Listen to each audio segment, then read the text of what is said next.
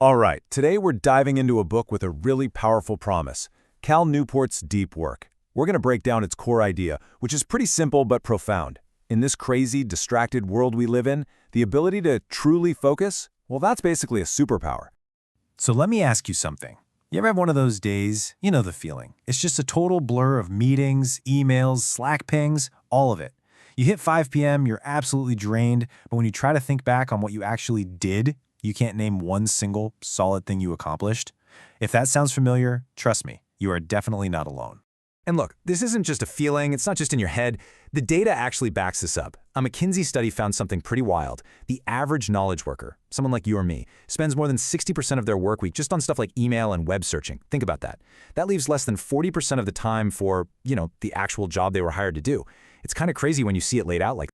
So Cal Newport argues that this new reality has basically plunged us all into what he calls the age of shallowness.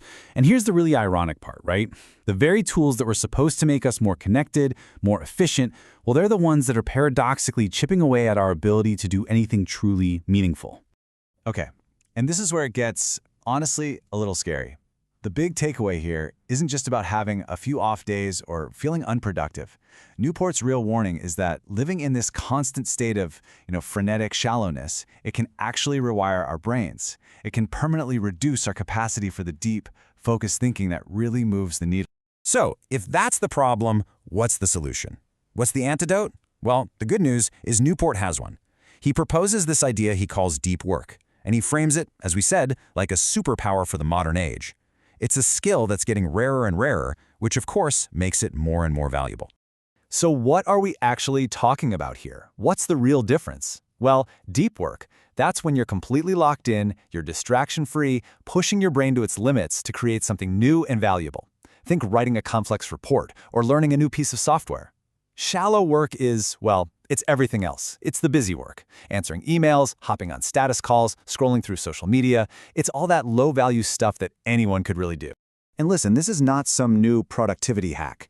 The greatest minds in history were absolute masters of this. I mean, think about it. The psychiatrist Carl Jung literally built a stone tower retreat just to get away and think. Woody Allen? He wrote almost 50 screenplays on a manual typewriter with no electronic distractions. J.K. Rowling famously stayed off social media while writing Harry Potter. And Bill Gates is legendary for his think weeks, total isolation. They all got it.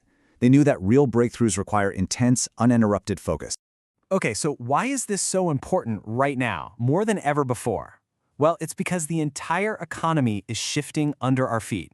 And Newport's whole argument is that deep work isn't just a nice skill to have anymore. It's the absolute key to surviving and thriving. A couple of MIT economists, Brendrifson and McAfee, they call this the Great Restructuring. And here's the gist. Technology is moving so fast that it's basically splitting the job market in two. On one side, you have jobs that are being automated away or outsourced. But on the other, you have jobs that are becoming way, way more valuable. And in this new economy, they say there are really two kinds of people who are going to win. First, you've got the people who can work creatively with all these new intelligent machines. And second, you've got the superstars. The people who are just the absolute best in their field. So the question is, how do you get into one of those groups? Well, Newport says it all comes down to two core skills. And guess what? Both are powered by deep work. Number one, you've got to be able to learn hard things fast. And number two, you have to be able to take what you've learned and produce at an elite level. We're talking top-tier quality and top-tier speed. Okay, so we've established why this is all so valuable. The big question is how? How in the world do you actually do this when you're constantly bombarded with pings and notifications?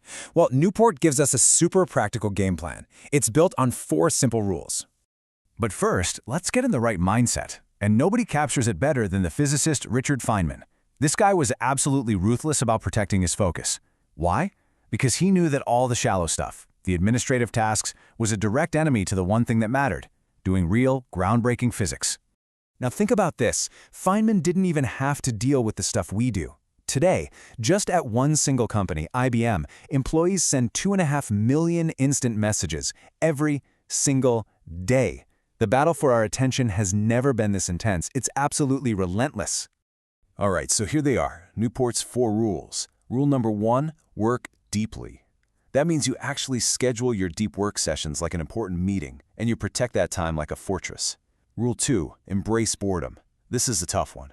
You have to stop pulling out your phone every single second you're not stimulated. Let your brain just be.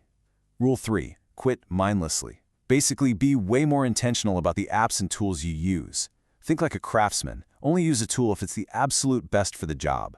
And finally, Rule 4, drain the shallows. You have to be proactive about hunting down and eliminating shallow tasks from your day. Let me give you a super practical example of draining the shallows. We've all gotten that email, right? Hey, want to grab coffee sometime?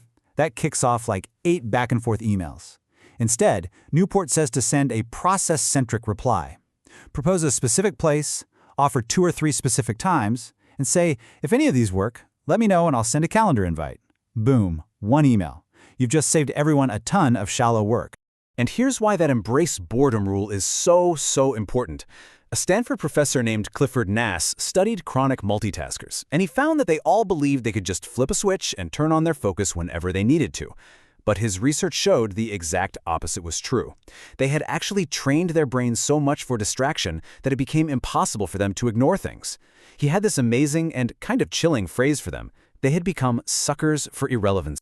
But you know, this whole argument for deep work, it goes way beyond just being more productive or successful at your job. Newport's final point is maybe his most powerful one.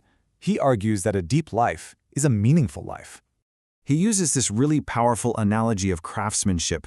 You know, if you look at some of the classic books on computer programming, they always tell coders not to see themselves as just technicians, but as true craftsmen, people who take immense pride and find real meaning in building something well. There's this old creed from medieval quarry workers that just says it all.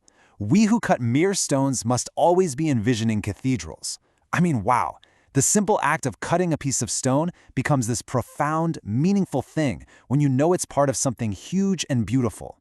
And that's what deep work gives you. It connects what you do every single day to that bigger vision, to your cathedral. It gives you that deep satisfaction of creating something that matters, a feeling that you just can't get from the constant, anxious buzz of shallow work.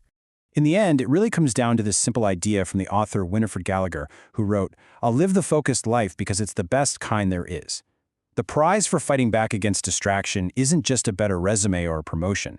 It's a better, more meaningful life.